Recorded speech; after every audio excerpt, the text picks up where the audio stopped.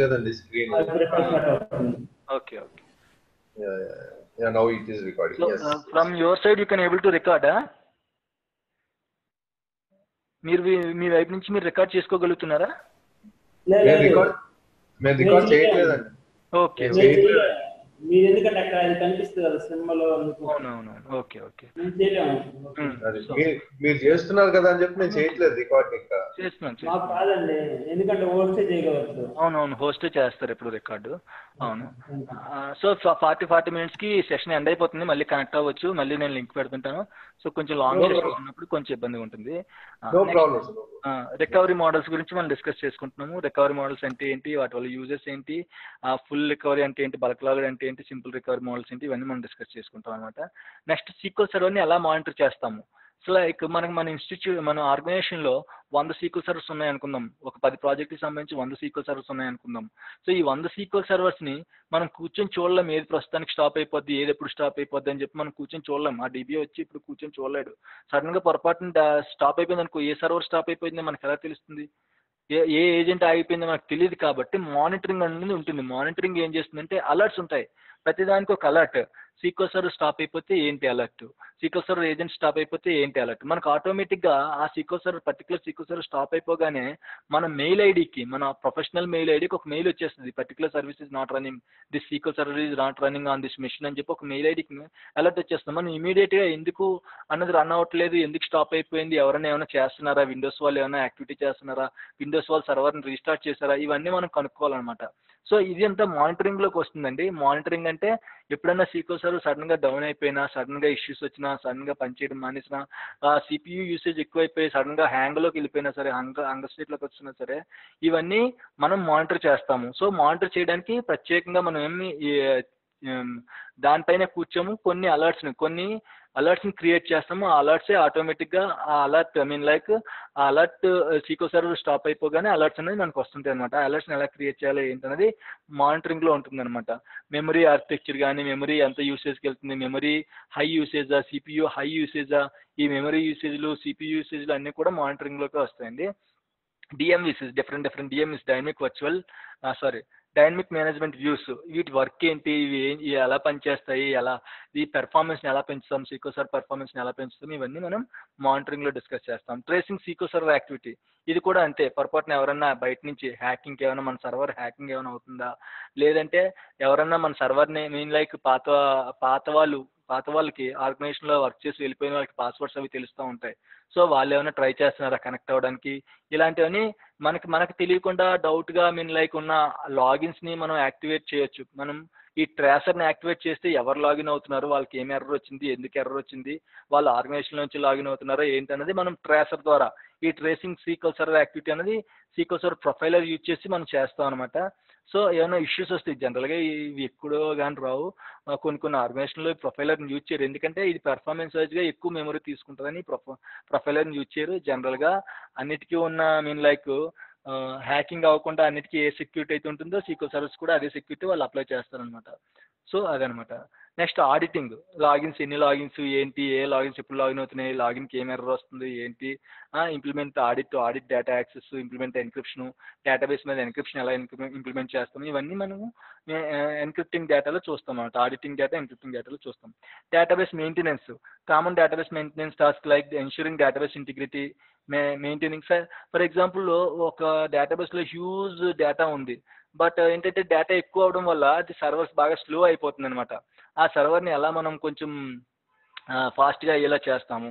Indexes అవి create చేయడం ద్వారా మనం కొంచెం సర్చింగ్ అది ఈజీ అవుతుంది అనమాట. సే ఫర్ ఎగ్జాంపుల్ మీరు ఏదైనా ఫ్లిప్కార్ట్ ఓపెన్ చేశారు అనుకోండి, మీకు కావాల్సిన స్మార్ట్ ఫోను Redmi 6 Pro అని కొడితే అది అలా తిరుగుతూ ఉంటే మీకు చిరాకేస్తుంది. నెక్స్ట్ టైం మళ్ళీ ఆ సైట్కి వెళ్ళరు.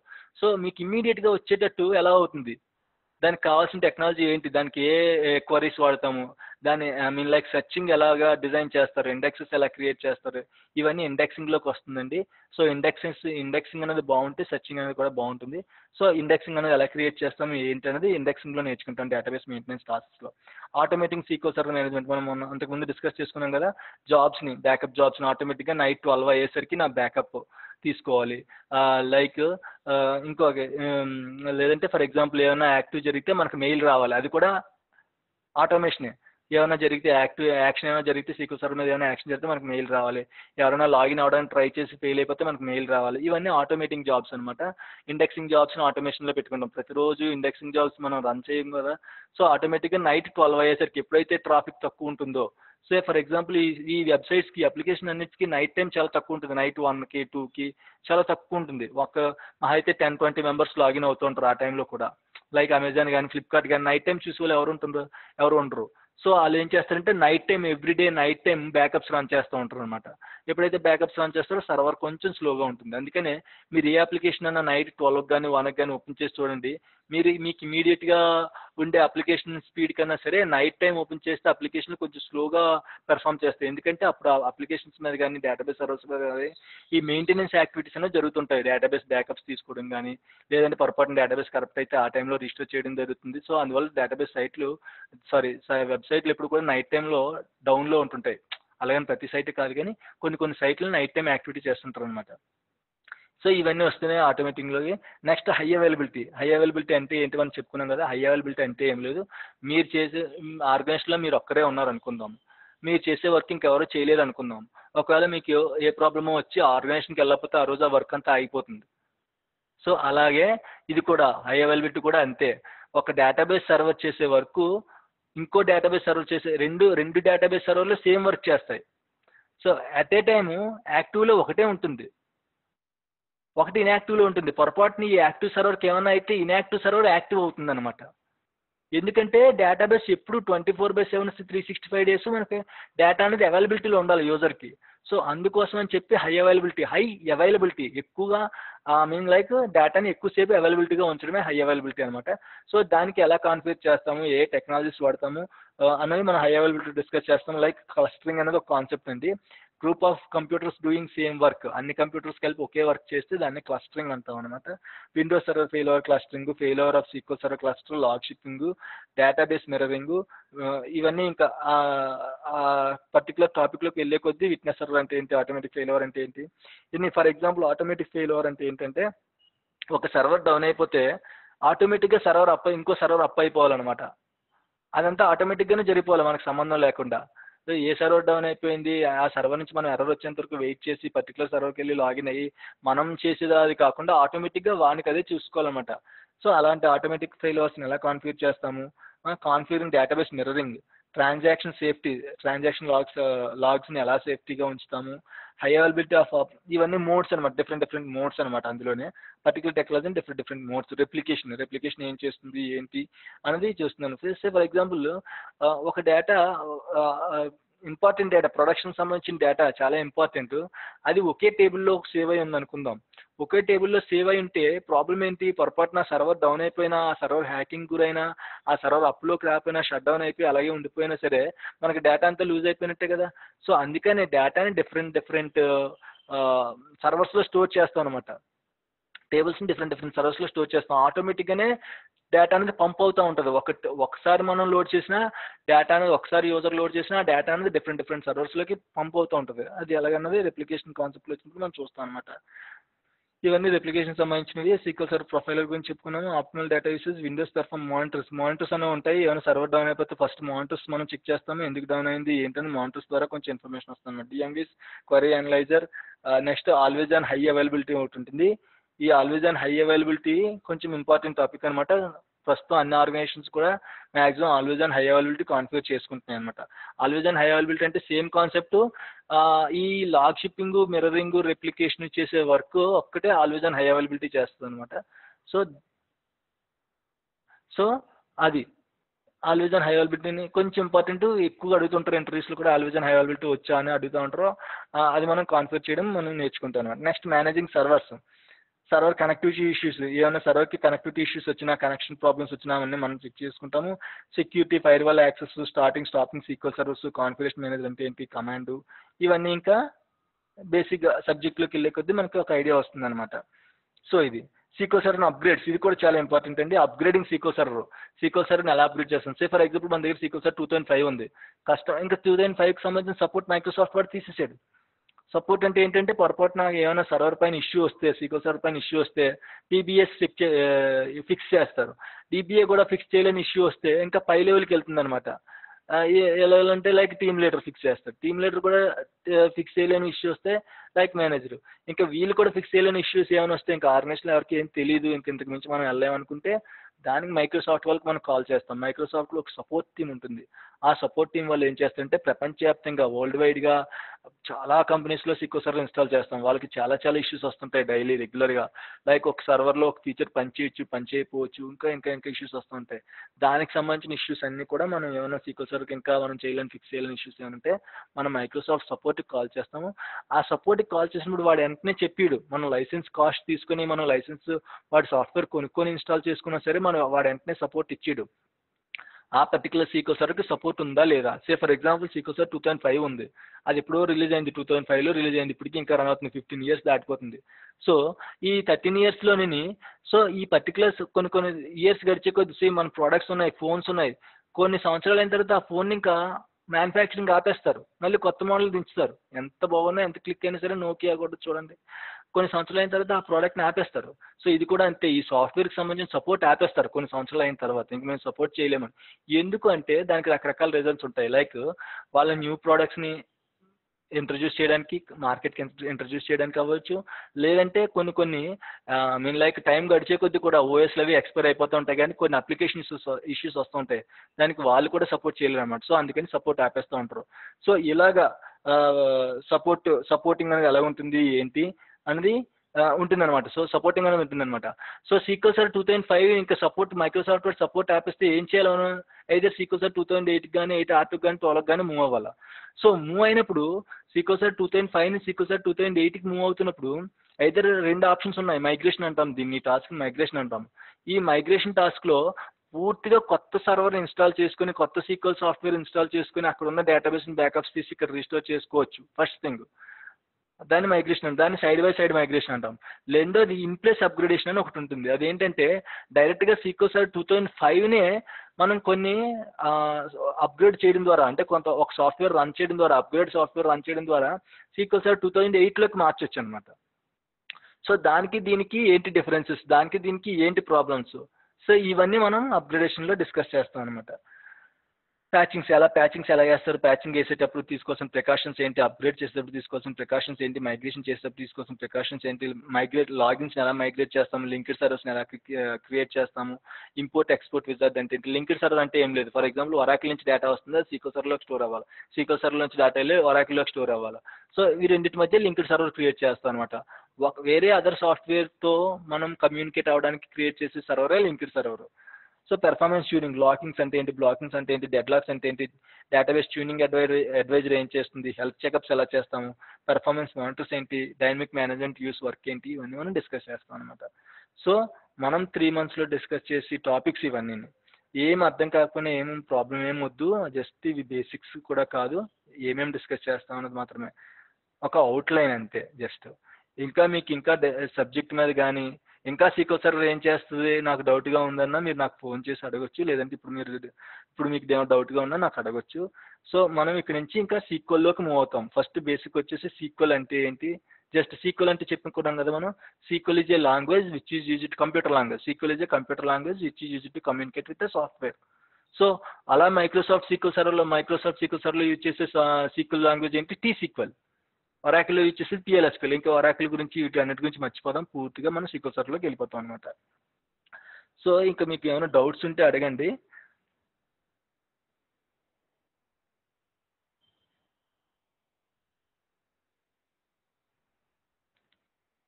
సో MS SQL సాఫ్ట్వేర్ లో యూజ్ చేసే లాంగ్వేజ్ TSQL. అవునండి, అవునంతే. ఓకే. సో డెవలపర్స్కి మీరు నేను అడిగారు కదా, డెవలపర్స్కి DBAస్కి తేడా ఏంటనేది. డెవలపర్స్కి DBAస్కి తేడా ఏంటంటే డెవలపింగ్ పార్ట్ అనేది డిఫరెంట్ పార్ట్. వాళ్ళు కోడింగ్ రాస్తూ ఉంటారు, మనకు కావాల్సిన డేటాని మనకి ఏ రకంగా రావాలన్న దానిపైన కోడింగ్ రాస్తూ ఉంటారు. DBS వర్క్ ఏంటంటే మనం ఇప్పటివరకు డిస్కస్ చేస్తున్నాం, మనం DBSలో కోడింగ్ ఏమి ఉండదండి. మనకు మెయింటెనెన్స్ టాస్క్స్ అన్ని normal maintenance task, GUI use చేస్తాం, అయితే ఎప్పుడో 1 and 2 lines of coding use చేస్తాం అంతే, అంతకు మించి ఎప్పుడు కోడింగ్ రాయం మనం ఎక్కువ. సో అది ఓకే. ఈ స్టోర్ ప్రాక్స్ అనేది ఎవరు రాస్తారండి? ఈ స్టోర్ ప్రొసీజర్స్ అనేవి డెవలపర్స్ రాస్తారండి. స్టోర్ ప్రొసీజర్స్, ట్రిగ్గర్స్, వ్యూస్ ఇవన్నీ డెవలపర్స్ రాస్తారు. అంటే ఇప్పుడు మా ఆర్గనైజేషన్ లో అంటే DBAనే డెవలపర్ కూడా అన్నమాట. మా చిన్న ఆర్గనైజేషన్ అండి. సో అంతా అవునవును, చిన్న ఆర్గనైజేషన్స్ ఉంటుంటాయండి. ఒక్కొక్క ఆర్గనైజేషన్ లో కొన్ని స్టార్ట్అప్స్ కానీ ఇవన్నీ ఎక్కువ DBAs పెట్టుకోలేక కొన్ని ఒక్క DBAతోనే రన్ చేస్తుంటాయి.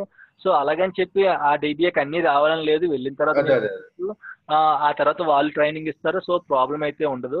సో కొంతమంది DBAs developing side store procedures, triggers ఇవన్నీ ఐడియా ఉన్న వాళ్ళు కూడా ఉంటారు కాబట్టి మేబీ ఇంటర్వ్యూ చేసినప్పుడు వాళ్ళని తీసుకోవచ్చు. సో మనం చెప్పండి. అదేనండి, ఇంకోటి ఈ డెసిగ్నేషన్ ఎప్పుడు నేను DB డెవలపర్ అని ఎక్కడ చూడలేదండి. DBA అనే చూసాను నేను. DB డెవలపర్ అని ఉండదండి, ఎక్కడ కూడా DB డెవలపర్ అని ఎక్కడ డెసిగ్నేషన్ ఉండదు. DB డెవలపర్ అనేది ఏం లేదు, డెవలపర్స్ అనే ఉంటుంది. వాళ్ళు మహా అయితే SQL డెవలపర్స్ అని కానీ PLSQL డెవలపర్స్ కానీ అంటుంటారు వాళ్ళని. DB డెవలపర్స్ అనేది ఏమి ఉండదు. DB డెవలపర్స్ జాబ్ అనేది ఏం లేదు, అలాంటి జాబ్ అనేది ఏం లేదు. సో DBA అనే వస్తుంది ఇద్దరికి కూడా. సో ఓకే ఓకే, ఇది ఒక అడ్వాంటేజ్ మాట అయితే. అవును. ఇంకోటి కెరీర్ పాత్ ఎలా ఉంటుందండి? అంటే ఇప్పుడు జనరల్ గా ఫర్ ఎగ్జాంపుల్ ఇప్పుడు మీరు SQL జనరల్ గా మన నాన్ ఐటీలోంచి కానీ, లేదంటే పూర్తిగా వేరే సెక్టర్ నుంచి కానీ, లేదంటే ఐటీ సెక్టర్ నుంచి కానీ, సెమీ ఐటీ నుంచి కానీ ఐటీలోకి మూవ్ అవ్వాలంటే డేటాబేస్ అనేది బెస్ట్ ఆప్షన్. డేటాబేస్ టెక్నాలజీ, ఆ డేటాబేస్ టెక్నాలజీస్ లో కూడా SQL అనేది బెస్ట్ ఆప్షన్. ఎందుకంటే ఒరాకిల్ అనేది కొంచెం క్రిటికల్ గా ఉంటుంది. ఇంకా DB2 అనేది పర్లేదు కానీ దానికి కొంచెం మార్కెట్ తక్కువ ఉంటుంది కాబట్టి కాల్స్ తక్కువ వస్తాయి. సో ఇంకపోతే ఈ MongoDB అది పర్లేదు, బాగానే ఉన్నాయి. MySQL కూడా కొంచెం ఓకే. బట్ ఈ రెండింటిలో కూడా ఎప్పుడు కూడా ఒరాకిల్ కంటే కూడా SQL సర్వర్ ఎక్కువ నేర్చుకోవడానికి ఛాన్స్ ఉంటుంది. ఎందుకంటే SQL సర్వర్లో మనం ఈజీగా అర్థం చేసుకోవచ్చు. SQL సర్వర్ పైన కొంచెం ఈజీగా, అంటే లైక్ ఎఫర్ట్ పెట్టకుండా జాబ్ కొట్టలేం కానీ మనం కొంచెం ఎఫర్ట్ పెడితే కొంచెం ఈజీగా జాబ్ కొట్టచ్చు SQL సర్వర్ పైన. సో జాబ్ కొట్టిన తర్వాత నాన్ ఐటీ నుంచి కానీ ఎవరైనా వచ్చి SQL సర్వర్లో జాబ్ కొట్టచ్చు. సో ఒరాకిల్కి అలా కాదు, కొంచెం ఎక్కువ ఎఫర్ట్స్ పెట్టాలి. ఒరాకిల్ సైడ్ అయితే ఎక్కువ ఎఫర్ట్స్ పెట్టాల్సి ఉంటుంది. ఆ తర్వాత వచ్చేసి జాబ్ వచ్చేసి రెండోది ఏంటంటే, నా పర్సనల్ సజెషన్ ఏంటంటే ఫ్యూచర్ అంతా డేటాదే. ఫ్యూచర్ మొత్తం డేటా. సో 2008 నుంచి కూడా డేటా అలా పెరుగుతూ వస్తుంది. మనం చేసే ప్రతి యాక్షన్ కూడా మీరు చెప్తే నమ్మరు. మీరు మోర్ సూపర్ మార్కెట్కి వెళ్ళి మీరు ఇచ్చే ఫోన్ నెంబర్ కూడా వాడికి కొన్ని ₹100 తెచ్చి పెడుతుంది. సో మీరు ఏం కొంటున్నారు, ఎప్పుడు కొంటున్నారు, ఏ ప్రోడక్ట్ కొన్నారు, ఒక కేజీ కందిపప్పు కొంటే ఎన్ని రోజులు వచ్చింది అన్నది కూడా వాడి దగ్గర డేటా ఉంటుంది. వాడు తీసుకుంటున్న సింపుల్ ఫోన్ నెంబరే, కానీ వాడి దగ్గర ఎందుకు ఆ డేటా ఉంటుంది? వాడు ఆ డేటాని రిఫైన్ చేస్తాడు. ఈ పర్టికులర్ శ్రీకాంత్ ఎప్పుడు వచ్చారు మన షాప్కి, ఇగో ఇప్పుడు వచ్చి 10వ తారీఖున వచ్చి కందిపప్పు కొన్నారు. సో నెక్స్ట్ మళ్ళీ ఇంకో 10వ తారీఖున వచ్చి కందిపప్పు కొంటే మీకు ఇంట్లో కందిపప్పు 4 రోజులు వస్తుంది. డేటాని ప్రాసెస్ చేయడం, డేటాని యూజ్ చేసుకుని రకరకాల రిపోర్ట్లు తీయడం అంటే ఇది. సో పర్టికులర్ ఇప్పుడు మోర్ సూపర్ మార్కెట్ ఉంది, ఇట్స్ చైన్ మార్కెట్ అనమాట. ఈ చైన్ మార్కెట్ ఒక్కొక్క లొకేషన్ లో ఉంటుంది. హైదరాబాద్ లోనే ఒక 20-30 మోర్లు ఉన్నాయనుకుందాం. ఒక మోర్లో సేల్స్ ఎక్కువ ఉండొచ్చు, ఒక మోర్లో సేల్స్ తక్కువ ఉండొచ్చు. ఒక మోర్లో కొన్ని ప్రోడక్ట్స్ ఎక్కువ కొంటుండొచ్చు, ఒక మోర్లో కొన్ని ప్రోడక్ట్స్ తక్కువ కొంటుండొచ్చు. వాళ్ళు ఏం చేస్తారు, మన దగ్గర తీసుకున్న డేటాని వాళ్ళు ప్రాసెస్ చేసి రిపోర్ట్స్ తీస్తారనమాట. ఈ రిపోర్ట్స్ లో ఏ మోర్ సూపర్ మార్కెట్ తక్కువ సేల్స్ వస్తుంది, ఇగో ఈ మోర్ సూపర్ మార్కెట్ తక్కువ సేల్స్ వస్తుంది, ఓకే ఈ మోర్ సూపర్ మార్కెట్ నుంచి కొన్ని ఆఫర్స్ ఇవ్వండి జనాలు వచ్చేలాగా. ఓకే ఏ సెక్టర్స్ లో మనకు తక్కువ ఇన్కమ్ వస్తుంది, ఇగో ఈ సెక్టర్ నుంచి మనకి వెజిటబుల్ సెక్టర్ నుంచి మనకి ఎక్కువ ఇన్కమ్ వస్తుంది, ఈ వేరే సెక్టర్ నుంచి మనకు తక్కువ ఇన్కమ్ వస్తుంది అనుకుంటే ఓకే ఆ సెక్టర్ సంబంధించిన ఆఫర్లు పెంచండి. సో వాళ్ళు ఏం చేస్తారంటే డేటాని మన ఫోన్, ఇదంతా కూడా పెద్ద కష్టం కాదు, మీ ఫోన్ నెంబర్తో తెలిసిపోద్ది. సో అలాగే వాళ్ళు ఒక్కొక్క ఫోన్ నెంబర్ తీసుకుని వాళ్ళు తీసుకుని డేటాని అలా రిఫైన్ చేసి ప్రాసెస్ చేసి దాని నుంచి రిపోర్ట్స్ తీసి వాళ్ళ బిజినెస్ డెవలప్ చేసుకుంటారు. అంతేకాదు ఇంకా మళ్ళీ మన దగ్గర నుంచి తీసుకున్న డేటాని వాళ్ళు అమ్ముకుంటారు. ఇవన్నీ మనకి ఏం కనిపించవు, మనం సింపుల్గా ఫోన్ నెంబర్ ఇచ్చేస్తాం, ఎక్కడైనా సరే ఫోన్ నెంబర్ ఇచ్చేస్తాం. మన ఇండియాలో ఫోన్ నెంబర్ని కంట్రోల్ చేసేది కానీ ఇన్ఫర్మేషన్ కంట్రోల్ చేసేది కానీ యాక్ట్ ఏమీ లేదు, ఇంకా ఇంప్లిమెంట్ చేద్దామని చూస్తున్నారు. సో ఫోన్ నెంబర్ తీసుకుంటే చాలు, ప్రతి ఒక్కరు ఫోన్ చేసి ఆఫర్లు చెప్పేస్తాడు, ప్రతి బ్యాంక్ ఎంప్లాయీ ఫోన్ చేసి లోన్స్ అంటాడు. సో ఇవన్నీ ఎక్కడి నుంచి వస్తుందంటే ఇన్ఫర్మేషన్. మీకు మీ ఫోన్ నెంబర్ మీ వల్ల కంటే మీకంటే మీ పక్క వాళ్ళకి బిజినెస్ వాళ్ళకి ఎక్కువ ఉపయోగపడుతుంది. సో అలా ఇన్ఫర్మేషన్ అంతలా ఎక్స్పెండ్ అయిపోతుంది. సెక్టర్ అనేది ప్రతి సెక్టర్ కూడా అంతలా ఎక్స్పెండ్ అయిపోతుంది. సో దేనికైనా సరే డేటాబేస్ అనేది, డేటా అనేది చాలా ఇంపార్టెంట్. ఫ్యూచర్లో డేటాను నమ్ముకుంటే ఎటువంటి ప్రాబ్లం ఉండదు. డేటా కానీ డేటాబేస్ సంబంధించిన టెక్నాలజీస్ కానీ నమ్ముకుంటే ఎటువంటి ప్రాబ్లమ్స్ ఉండదు. సో ఇకపోతే SQL సర్వర్ అనేది, SQL సర్వర్లో డేటాబేస్ సాఫ్ట్వేర్స్లో 2 క్లిక్ అయ్యాయి. మీన్స్ లైక్ 2 బాగా ప్రస్తుతం మార్కెట్లో ఎక్కువ ఆర్గనైజేషన్లో వాడతారు. ఒకటి SQL సర్వర్, 2 ఒరాకిల్. సో ఈ SQL సర్వర్ అనేది కొంచెం ఎక్కువ ఒరాకిల్తో కంపేర్ చేసుకుంటే SQL సర్వర్ అనేది కొంచెం సింపుల్, కొంచెం మనకి మార్కెట్ కూడా ఉంటుంది అనమాట. సో ఒరాకిల్కి సీక్వెల్కి సేమ్ మార్కెట్ ఉంటుంది. సో దాని కంపేర్ టు ఒరాకిల్ మన సీక్వెల్ సర్వర్ అనేది కొంచెం అడ్వాంటేజ్ అనమాట. ఆ తర్వాత ఒక 5 years వరకు మనం నాన్ ఐటీ నుంచి ఐటీలో మూవ్ అయిన తర్వాత ఒక 5 years వరకు సీక్వెల్ సర్వర్ నమ్ముకొని ఉండొచ్చు. 5 years తర్వాత ఏదో ఒక టెక్నాలజీ కంపల్సరీగా నేర్చుకోవాలి. ఏదర్ క్లౌడ్ అన్నా నేర్చుకోవాలి, లేదంటే క్లౌడ్తో పాటు క్లౌడ్ అనేది కంపల్సరీ. ఈ రోజుల్లో డేటా ఎంత ఇంపార్టెంట్, క్లౌడింగ్ కూడా అంత ఇంపార్టెంట్, క్లౌడ్ కంప్యూటింగ్ కూడా అంత ఇంపార్టెంట్. సో క్లౌడ్ అనేది ఒక టెక్నాలజీ నేర్చుకోవాలి. రెండోది డేటాబేస్ సంబంధించిన వేరే టెక్నాలజీస్ లైక్ డేటా సైన్స్ అనేది ఒకటి ఉంటుంది. ఈ డేటా సైన్స్ అంటే ఇప్పుడు మనం డిస్కస్ చేసుకున్నాం కదా, ఏమైనా ఒక ఆర్గనైజేషన్లో వాడికి మొత్తం డేటాబేస్ వస్తుంది. ఫర్ ఎగ్జాంపుల్ మెర్సిడెస్ బెంజే ఉందనుకుందాము, స్విఫ్ట్ మారుతి సుజుకి ఉందనుకున్నాము. వాడికి ఎన్ని కార్లు అమ్ముడవుతున్నాయి, ఏ ఇయర్లో ఎన్ని కార్లు అమ్ముడైపోయాయి, ఎప్పుడు ఎక్కువ, ఏ మంత్లో సేల్స్ ఎక్కువ ఉన్నాయి, ఏ మంత్లో సేల్స్ తక్కువ ఉన్నాయి. సో ఇవన్నీ కూడా అనలైజ్ చేయడానికి ఒక డేటాబేస్ లైక్ ఒక సైంటిస్ట్ కావాలి. డేటాబేస్ సైంటిస్ట్ అంటారు. వాళ్ళని ఏమంటారంటే డేటా సైంటిస్టులు అంటారు. ఈ డేటా సైంటిస్ట్ అన్న వాళ్ళు వీళ్ళకి ఈజీగా వచ్చేది డేటాబేస్ సర్వర్ నేర్చుకుని ఒక 2-3 టూల్స్ నేర్చుకునేది మాత్రం డేటాబేస్ సైంటిస్టులు అయిపోరు, వాళ్ళు డేటా సైంటిస్టులు అయిపోరు. దీనికి ఏంటంటే ఒక 4-5 years మనం ఈ సీక్వెల్ సర్వర్ DBA పైన వర్క్ చేసి, సీక్వెల్ సర్వర్ DBA కానీ ఏదైనా డేటాబేస్ టెక్నాలజీ పైన వర్క్ చేసి, సో కొన్ని రిపోర్టింగ్ టూల్స్ అవి నేర్చుకుని ఇవన్నీ చేస్తే ఫైనల్గా మనం డేటా సైంటిస్ట్ అవ్వచ్చు అనమాట. డేటా సైంటిస్ట్ అయితే మాత్రం జాబ్ చాలా బాగుంటుంది. సో ఫైనల్గా ఏ ఫీల్డ్ అన్నా సరే లైక్ అన్నిటి ఫీల్డ్తో కంపేర్ చేసుకుంటే ఎవర్ గ్రీన్ ఫీల్డ్, ఇంకా వ్యాస్ట్గా ఎక్స్పాండ్ అయ్యే ఫీల్డ్ వచ్చేసి డేటా ఫీల్డ్ ఒకటే ప్రస్తుతానికి. సో డేటాబేస్ సంబంధించిన ఏ టెక్నాలజీస్ నేర్చుకునే ప్రస్తుతం బాగానే ఉంటుంది. ఓకే. సో ఈ MS SQL ఇంకా అంటే ఇంకొక 10 years ఉంటుందంట అయితే. MS SQL ఉంటుంది, లైఫ్ లాంగ్ ఉంటుంది. ఇంకో టెక్నాలజీ వచ్చి ఇంతకన్నా సింపుల్ టెక్నాలజీ వచ్చేసి ఇంతకన్నా ఎక్కువ అవైలబిలిటీ అది ఉండి ఇంతకన్నా సింపుల్గా ఉన్నప్పుడు, ఇంతకన్నా తక్కువ లైసెన్సింగ్ ఉన్నంత వరకు MS SQL సర్వర్ ఉంటుంది. సో ఉన్నా సరే ఇంకా ఎక్కువ ఫీచర్స్ని ఇంట్రడ్యూస్ చేసి వీడి కాంపిటీషన్ ఉంటుంది. కానీ మనం ఎక్కువ కాలం MS SQL సర్వర్ని నమ్ముకోకూడదు. మనం ఎక్కువ కాలం దీని మీద నమ్ముకుని అలాగని వదిలేమంటలే సబ్జెక్ట్ని. మనం ఒక స్టేజ్కి వెళ్ళిపోయిన తర్వాత 3 years 4 years 5 years ఎక్స్పీరియన్స్ వచ్చిన తర్వాత వేరే టెక్నాలజీ, డేటాబేస్కి సంబంధించిన వేరే టెక్నాలజీ నేర్చుకోవడానికి ట్రై చేయండి. ఇంకొకటి అండి షణ్ముఖ్ గారు, ఇది సర్టిఫికేషన్ ఉంటుందా? మెయిన్ ఇంపార్టెంట్ సర్టిఫికేషన్ ఉంటుంది. ప్రతిదానికి కూడా సర్టిఫికేషన్ ఉంటుంది. లైక్ ఏంటంటే మనం మైక్రోసాఫ్ట్ సీక్వెల్ సర్వర్ వాడు సర్టిఫికేషన్స్ ఇస్తుంటాడు. దానికి ఏంటంటే 2 papers ఉంటాయి. MSTS Microsoft certified technology specialist, MSSC Microsoft sequel server software expert అని. టెక్నాలజీ స్పెషలిస్ట్, సాఫ్ట్వేర్ ఎక్స్పర్ట్, ఇలా 2-3 మోడ్స్ ఆఫ్ సర్టిఫికేషన్స్ ఉంటాయి. ఒక్కొక్క పేపర్ వచ్చేసి $100 $120 ఉంటుంది. MSTS అనేది బేసిక్, మనం కంప్లీట్ అంటే అట్లీస్ట్ ఒక 2-3 years ఎక్స్పీరియన్స్ ఉంటే మనం సర్టిఫికేషన్ కంప్లీట్ చేయొచ్చు. సో సర్టిఫికేషన్ ఉంటేనే జాబ్స్ ఉంటాయా అంటే అదేం లేదండి. సర్టిఫికేషన్ గురించి ఏం పెద్ద వరి అవ్వాల్సిన అవసరం లేదు. సర్టిఫికేషన్ అనేది మీ ఓన్ ఇంట్రెస్ట్. బట్ ఏంటంటే కొన్ని ప్రాజెక్ట్స్లో ఏంటంటే వాళ్ళు కంపల్సరీ క్లయింట్స్ ఏమడుగుతారంటే నాకు సర్టిఫికేషన్ చేసిన సర్టిఫైడ్ DBAనే కావాలంటారు. సర్టిఫైడ్ DBA అంటే అదే మన మైక్రోసాఫ్ట్ సీక్వెల్ సర్వర్ సర్టిఫికేషన్లో ఏదో ఒక సర్టిఫికేట్, MCTS కానీ, MCSC కానీ, MCITP కానీ, సో ఇలా డిఫరెంట్ సర్టిఫికేషన్స్ ఉంటాయి. ఈ సర్టిఫికేషన్స్ చేస్తేనే జాబ్ వస్తుందని ఏం లేదు. మీరు జాబ్ వచ్చిన తర్వాత మీరు నెమ్మదిగా సర్టిఫికేషన్ చేసుకోవచ్చు. Okay sir, okay, thank you. So ఇంకేమైనా డౌట్స్ ఉంటే అడగచ్చు హరిప్రసాద్ గారు, గంగిరెడ్డి గారు.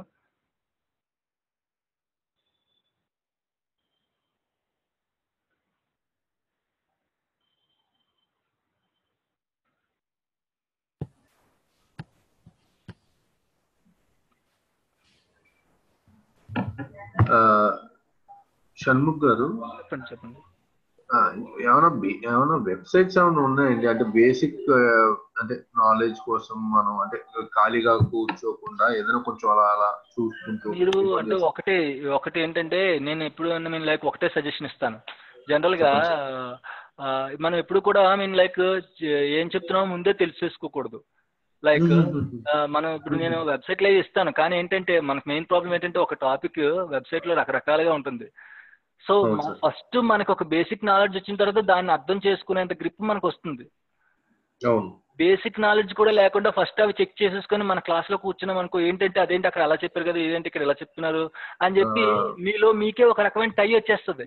టై వచ్చేస్తే మీరు క్లాస్ వినలేరు.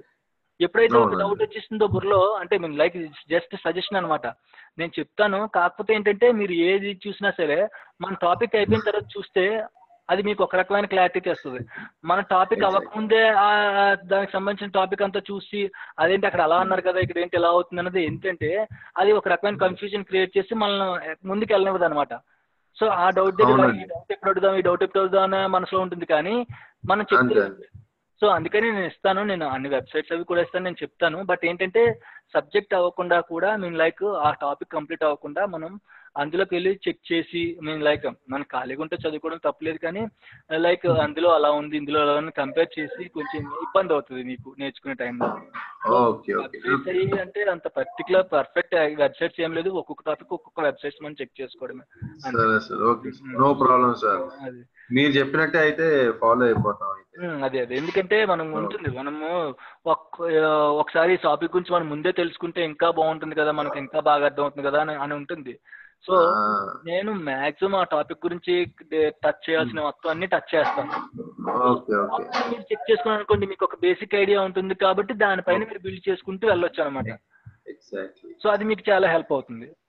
అంటే నేను ఎందుకు అంటున్నా అంటే మళ్ళీ హీట్ మళ్ళీ మిస్ అయిపోతామేమో అని చెప్పి. అవునవును, నాకు అర్థమైంది. హీట్ మిస్ అవ్వకుండా చూసుకోవడం ఎంత ఇంపార్టెంట్, హీట్ చల్లారిపోకుండా చూసుకోవడం ఎంత ఇంపార్టెంట్. మీరు మిస్ అవ్వకుండా చూసుకుని నేను చల్లారిపోకుండా చూసుకుంటా. No problem.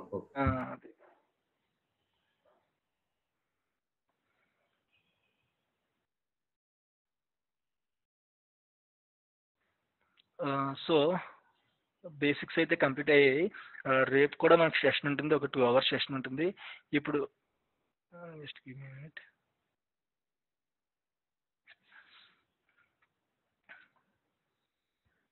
సో మనకు వర్షన్స్ అంటే ఇప్పుడు సబ్జెక్ట్లోకి వెళ్తున్నామండి. ఏమైనా ఇంకా డౌట్స్ ఉంటే అడగొచ్చు, లేదంటే నాకు పిక్ చేయొచ్చు. మనం సబ్జెక్ట్లో వెళ్తున్నాం, మనం వర్షన్స్ అంటే ఏంటో నేర్చుకున్నాం కదా. సో కంప్లీట్ చేసారా సర్వీస్ ప్యాక్స్ అడిగాను నేను, సర్వీస్ ప్యాక్స్ ఇన్ఫర్మేషను ఏ సీక్వెల్ సర్వర్ సాఫ్ట్వేర్కి ఏ సర్వీస్ ప్యాక్స్ ఉన్నాయి, మ్యాక్సిమం ఎలాంటి సర్వీస్ ప్యాక్స్ ఉన్నాయి అనేది. సో ఓకే, మీరు ఒకవేళ చేస్తే నాకు వాట్సాప్లో మెసేజ్ చేయండి. So will move on. So మనం వర్షన్స్ అంటే తెలుసు, version is nothing but and updated software copy of A sequel server. సింపుల్గా చెప్పాలంటే ఏం లేదు, మనకు యాప్స్ ఉన్నాయి, మన మొబైల్లో యాప్స్ ఉన్నాయి. యాప్స్ను వైఫై ఎప్పుడైతే మనం వైఫై నెట్వర్క్ కనెక్ట్ అవ్వగానే అప్డేట్ అంటుంటుంది. ఎందుకు అంటుంటుందంటే దానిలో కొన్ని ఎక్స్ట్రా ఫీచర్స్ యాడ్ చేయడం కానీ, కొన్ని సెక్యూరిటీ ఇష్యూస్ని మళ్ళీ యాడ్ చేయడం కానీ, ఇలాంటి ఏమైనా ప్రాబ్లమ్స్ ఉంటే ఆ న్యూ వర్షన్ అనేది వాటిని ఓవర్కమ్ చేస్తుంది అనమాట. సో ఇది కూడా అంతే, మనకి వర్షన్ అంటే ఏం లేదు, and updated copy of sequel సర్వర్నే మనం వర్షన్ అంటాం అనమాట. మనకి ఏ వర్షన్స్ ఉన్నాయి, మెయిన్ ఫేమస్ అయిన versions sequel server 97, sequel server 2000, sequel server 2005, sequel server 2008, sequel server 2008 R2, sequel server 2012, sequel server 2014, sequel server 2016, sequel server 2017 వచ్చింది, సీక్వెల్ సర్వర్ 2019 వస్తుంది ఇంకా. సో ఇవి వర్షన్స్ అనమాట. ఎడిషన్స్ అంటే ఏంటండి, editions is nothing but limitations to the technology. ఒక ఎడిషన్లో కొన్ని లిమిటేషన్స్ ఉంటాయి, ఒక ఎడిషన్లో కొన్ని లిమిటేషన్స్ ఉంటాయి. సో మనం ఏదైనా ఫ్రీ ఎడిషన్లో అన్నీ వాడుకోలేము కదా. సో ఫ్రీగా లైక్ మ్యాట్రిమోనీ అకౌంట్లో ఫ్రీ అకౌంట్ క్రియేట్ చేసుకుంటే వాడు అన్ని కాంటాక్ట్స్ చూపించడు, జస్ట్ వాడు మ్యాచెస్ మాత్రమే చూపిస్తాడు. సో ఇది కూడా అంతే, మన ఎడిషన్స్లో ఏంటంటే it's limitation to the technology. ఒక ఎడిషన్లో కొన్ని ఫీచర్స్ మాత్రమే ఉంటాయి, ఇంకో ఎడిషన్లో ఇంకొన్ని ఫీచర్స్ ఉంటాయి, ఇంకో ఎడిషన్లో ఇంకొన్ని ఫీచర్స్ ఎక్స్ట్రా ఫీచర్స్ ఉంటాయి. అలా మనం వాడే వాటినే ఎడిషన్స్ అంటాం అనమాట.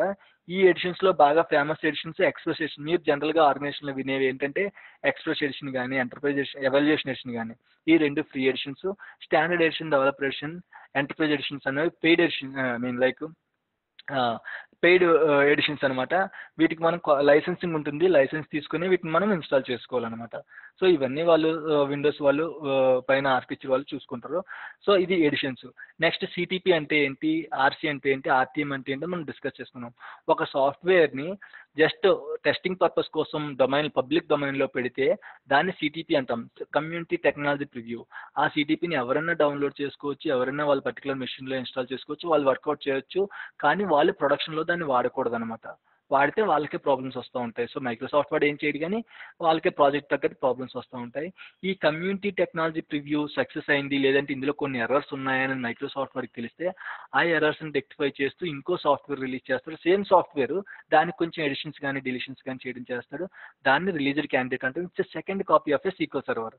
ఇది కూడా కంప్లీట్ అయిపోయిన తర్వాత దీన్ని కూడా ఒక 1 month పాటు 2 months పాటు చెక్ చేస్తాడు పబ్లిక్ డొమైన్లో ఉంచి. ఇంక ఇష్యూస్ ఏం రాలేదనుకుంటే పెయిడ్ వర్షన్కి వెళ్తాడు.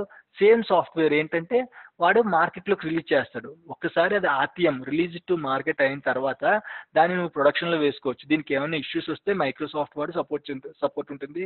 సో ఈ రకంగా ఉంటుంది అన్నమాట. సిటిపి అనేది, ఆర్సీ అనేది, ఆర్టీపీ అనేది. సర్వీస్ ప్యాక్స్ గురించి ఇప్పుడు వద్దు ప్రస్తుతానికి. సర్వీస్ ప్యాక్స్ గురించి సర్వీస్ ప్యాక్ టాపిక్ వచ్చినప్పుడు, అప్గ్రేడేషన్ టాపిక్ వచ్చినప్పుడు మనం డిస్కస్ చేస్తాం. బిల్ నెంబర్ తెలిసే ఉంటుంది కదా. బిల్ నెంబర్ అంటే ఒక సీక్వెల్ సర్వర్లో మనకు కనిపించే నెంబర్. సీక్వెల్ సర్వర్ యూజ్ చేసుకొని మనం యూజ్ చేసే లైక్ సీక్వెల్ సర్వర్లో చూడగానే అది ఏ వర్షను ఏంటి, దీని మీద ఏ క్వరీస్ రన్ అవుతాయి అని తెలుసుకోవాలనుకుంటే అది ఏ వర్షనో తెలుసుకోవాలి, అది ఏ ఎడిషనో తెలుసుకోవాలి. సో ఇక్కడ మనకు కనిపిస్తున్న నెంబర్ 10.50.6000 అనేది బిల్ నెంబర్ అంటాం అనమాట. ఇందులో ఫస్ట్ 2 డిజిట్స్ని మేజర్ వర్షన్ అంటారు. Major version dot minor version dot build number dot revision history.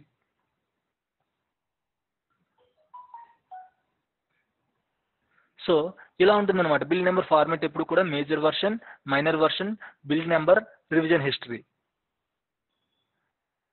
Major వర్షన్తో మనం అది ఏ సాఫ్ట్వేర్ ఏ వర్షన్ సంబంధించింది. సో జనరల్గా మేజర్ వర్షన్లు ఏముంటాయి? 7.0, 8.0, 9.0, 10.0, 10.50, 11.0, 12.0, 13.0, ఇప్పుడు సీక్వెల్ సర్వర్ 2017కి 14.0. వీటిని గుర్తుపెట్టుకొని బట్టి పట్టాల్సిన అవసరం లేదు. మనకి ఐడియా వచ్చేస్తుంది. 97 స్టార్ట్ అవుతుంది అంతే. 97 స్టార్ట్ అవుతున్నప్పుడు ప్రతిదీ 111 ఇంక్రీజ్ చేసుకుంటూ వెళ్తాం. 2008, 2005 9, 2008 10.50, 2008 R2 10.50. ఇది ఒక్కటే కొంచెం డిఫరెంట్గా ఉంటుంది. 10.50 ఇది రివిజన్ హిస్టరీ 2008 R2. సో ఇది మేజర్ వర్షన్ కదా.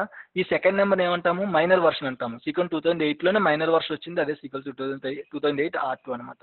సో ఎప్పుడైతే ఈ సీక్వెల్ సర్వర్ని ఇన్స్టాల్ చేసామో 97 ఇన్స్టాల్ చేస్తే 70 ఫోల్డర్ అనేది మన కంప్యూటర్లో ఉంటుంది. అలాగే 2000 అనేది 80 ఫోల్డర్, 90 ఫోల్డర్, 100, 110 అలా ఫోల్డర్స్ అనేవి ఉంటాయంటే బేసిక్గా ఏ సాఫ్ట్వేర్ ఇన్స్టాల్ చేసినా సరే 80, 90 కానీ 70, 80 కానీ కామన్ ఫోల్డర్స్ వస్తూ ఉంటాయి అనమాట. సో వీటి గురించి కూడా ఇంకా ఇన్స్టలేషన్ చేసుకుంటే ఇంకా డీప్గా వెళ్తుంటాం వీటి గురించి. సో ప్రస్తుతానికైతే ఇంకొక 4 minutesలో సెషన్ క్లోజ్ అవుద్ది. మళ్ళీ నేను సెషన్ క్రియేట్ చేస్తాను, కొత్త సెషన్ని. సో ప్రస్తుతానికి మనం కంటిన్యూ అవుదాం. కాంపోనెంట్స్ అంటే ఏంటంటే సీక్వెల్ సర్వర్లో డిఫరెంట్ కాంపోనెంట్స్ ఉంటాయి. మనం సీక్వెల్ సర్వర్ డేటాని ప్రాసెస్ చేయడానికి, రిట్రీవ్ చేయడానికి, స్టోర్ చేయడానికి వాడతామని చెప్పుకున్నాం కదా. సో దాంతోపాటు ఇంకా సీక్వెల్ సర్వర్ని యూజ్ చేసుకుని డేటాను మనం ఇంటిగ్రేట్ చేయొచ్చు. మల్టిపుల్ సోర్సెస్ నుంచి డేటాని ఇంటిగ్రేట్ చేయొచ్చు. అదేవిధంగా సీక్వెల్ సర్వర్ని యూజ్ చేసుకుని మనం ఆ సీక్వెల్ సర్వర్లోని డేటాని యూజ్ చేసుకుని మనం రిపోర్ట్స్ జనరేట్ చేయొచ్చు, అనాలిసిస్ చేయొచ్చు. ఇవన్నీ చేసేదే బిడ్స్ అంటారు. Business intelligence development studio, SSIS, SSAS, SSRS. Sequel server analysis services, sequel server reporting services, sequel server integration services. ఈ 3 వచ్చేసి బిడ్స్లోకి వస్తాయి అనమాట. సో డేటా మనకి మెయిన్ కాంపోనెంట్స్ వచ్చేసి ఏంటంటే డేటాబేస్ ఇంజిన్ సర్వీసెస్. కాంపోనెంట్స్ అంటే ఏం లేదు, ఒక సాఫ్ట్వేర్లో ఎన్ని రకాలుగా వర్క్ చేస్తుంది, ఏమేమి కాంపోనెంట్స్ ఉంటాయి. సో మనం ఏమైనా ప్రోడక్ట్ కొంటే దానిపైన రాస్తారు కదా, ఇందులో ఈ కాంపోనెంట్ మిక్స్ అయ్యి ఉంది, ఇందులో ఈ కాంపోనెంట్ మిక్స్ అయ్యి ఉంది, ఇందులో ఈ కాంపోనెంట్ మిక్స్ అయ్యి ఉంది. సో అలా అనమాట. సీక్వెల్ సర్వర్లో ఈ పర్టికులర్ కాంపోనెంట్స్ ఉంటాయి. అందులో మెయిన్ ఇంపార్టెంట్ వచ్చేసి డేటాబేస్ ఇంజిన్ సర్వీసెస్. ఇది రన్ అవుతుంటేనే సీక్వెల్ సర్వర్ రన్ అవుతున్నట్టు. రెండోది వచ్చేసి business intelligence development studio, BIDS, bids. So ఇందులో ఏముంటాయంటే అనాలిసిస్ సర్వీసెస్ కానీ, రిపోర్టింగ్ సర్వీసెస్ కానీ, ఇంటిగ్రేషన్ సర్వీసెస్ కానీ ఉంటాయి. ఈ మొత్తం పూర్తిగా డిఫరెంట్ సబ్జెక్ట్, డిఫరెంట్ టాపిక్. వీళ్ళని ఏమంటారంటే లైక్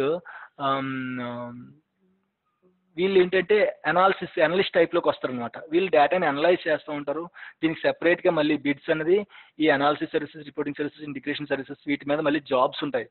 ఓన్లీ ఇంటిగ్రేషన్ సర్వీసెస్ మీద జాబ్స్ ఉంటాయి, ఓన్లీ రిపోర్టింగ్ సర్వీసెస్ మీద జాబ్స్ ఉంటాయి. ఇదంతా డిఫరెంట్ టాపిక్ అనమాట. బట్ వాళ్ళు బ్యాక్ ఎండ్లో యూజ్ చేసేది మాత్రం సీక్వెల్ సర్వర్నే. సో అదనమాట. వాళ్ళు అనాలిసిస్ సర్వీసెస్ వాళ్ళు అనలైజ్ చేస్తారు డేటాని, మల్టిపుల్ సోర్సెస్ నుంచి డేటాని తీసుకుని అనలైజ్ చేయడం సీక్వెల్ సర్వర్ యూజ్ చేసి. రిపోర్టింగ్ సర్వీసెస్ వాళ్ళు రిపోర్ట్స్ జనరేట్ చేస్తారు. లైక్ ఏ మంత్లో సేల్స్ ఎలా ఉన్నాయి, ఏంటి, క్లయింట్కి ఏ రిపోర్ట్స్ కావాలంటే ఆ రిపోర్ట్స్ జనరేట్ చేస్తుంటారు. ఇంటిగ్రేషన్ సర్వీసెస్ వాళ్ళు డేటాని ఇంటిగ్రేట్ చేస్తారు మల్టిపుల్ సోర్సెస్ నుంచి, లైక్ ఎక్సెల్ నుంచి డేటాబేస్లోకి, డేటాబేస్ నుంచి ఎక్సెల్లోకి డేటాను లోడ్ చేయడం. సో ఇలాంటివన్నీ చేస్తుంటారు అనమాట. సో ఇది main components of SQL server వచ్చేసి ఇది. కమ్యూనిటీ టెక్నాలజీ ప్రివ్యూ, RC ఇవన్నీ అయిపోయాయి. నెక్స్ట్ వచ్చేసి ఇంకా మనం ఇన్స్టలేషన్ మూవ్ అవుదాం. ఒకసారి ఇన్స్టలేషన్ చేసుకున్న తర్వాత నేను బేసిక్స్ లైక్ సీక్వెల్ బేసిక్స్ చెప్పమంటారా, లేదంటే ఇన్స్టలేషన్ చేసుకోవడానికంటే ముందే సీక్వెల్ బేసిక్స్ చెప్పమంటారా? ఏ ఆర్డర్ కరెక్ట్ అనిపిస్తే అది చెప్పండి షణ్ముఖ్ గారు, బికాస్ వీ కెనాట్ జడ్జ్. అంటే నాకు ఐడియా లేదు కాబట్టి, సో మీకు ఏది ఆర్డర్ కరెక్ట్ అనిపిస్తే అది ఫాలో అవుతే బెటర్ అనిపిస్తుంది. మిగతా వాళ్ళని కూడా అడగండి.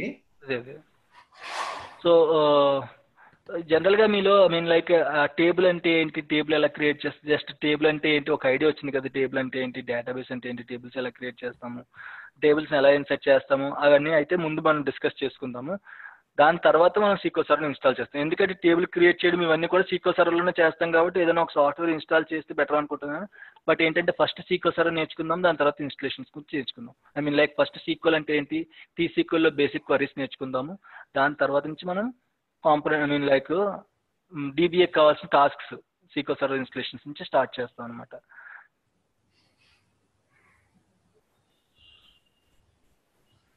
So like